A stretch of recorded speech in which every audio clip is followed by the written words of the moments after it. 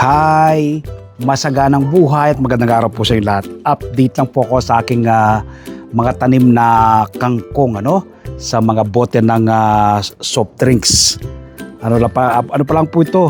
1 week wala po ng aking may tanim. So kita nyo po yung ating pinagtamnan. Ito pong ganitong pamamaraan. Pwede nyo pong kopyain kung wala kayong enough space.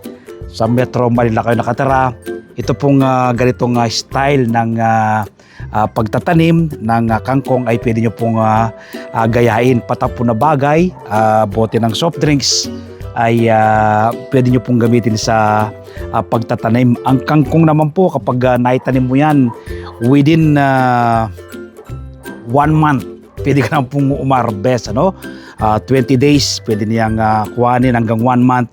Pwede ka nang ito. So 1 week pa lang, siguro kahit mga 20 days, pwede na tayong makaharvest dito. Gaganda po, ano po ba? Ang kangkong po ay napaka-healthy at ang daming luto, i-steam mo lang ito, tapos may sawsawang kang bagong, meron pong restaurant sineserve ang kangkong, yung chowking. Alam mo ba magkano kada order nun? May git 100, isang order. Lalagyan lang ng konting bagong. Chinese kangkong po yan. So i-share ko po sa inyo ang seeds natin ginamit nito, natin pinagtamnan ng kangkong. Yan, ito po. Yan.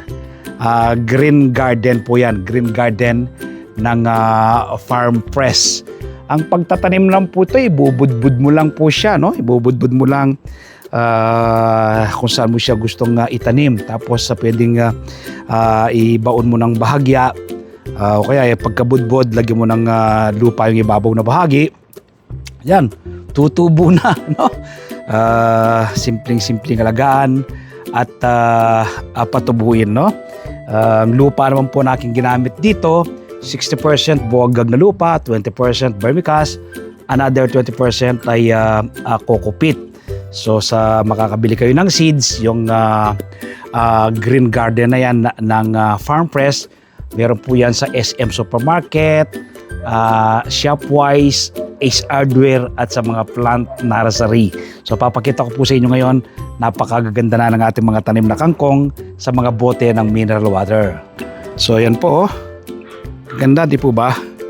Yan ang ganda po yan. Yan ikutan po natin dito. Yan. Ang ganda pong tingnan. Luntian siya, Yan. Ganda. Ito pong ganitong style ng pagtatanim. Wala kayong enough space, Yan, magtanim po kayo ng ganitong pamamaraan.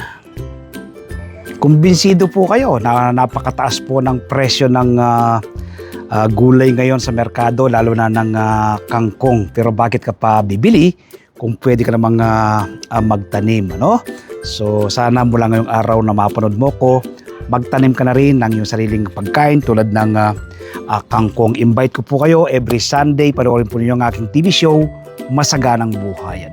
Napapanood po yan alas 7 hanggang alas 8 ng umaga sa 1PH, Signal TV, Channel 1 ng TV5. Napapanood din po sa RPTV, YouTube at Facebook. Kapag araw naman po ng Martes, umaga po kayo ng kopya ng Filipino Star ngayon. Meron po akong column dyan sa PSN. Isinusulat ko po sa aking column ang iba't ibang do-it-yourself tips at iba pang sikreto sa pagsasaka. Sa Facebook page, Facebook profile, TikTok, nagbabahagi rin po tayo ng kahalaman. At siyempre, yung hindi pa po nakasubscribe sa aking YouTube channel, ang Magsaka Reporter, mag-subscribe na po kayo, like and share.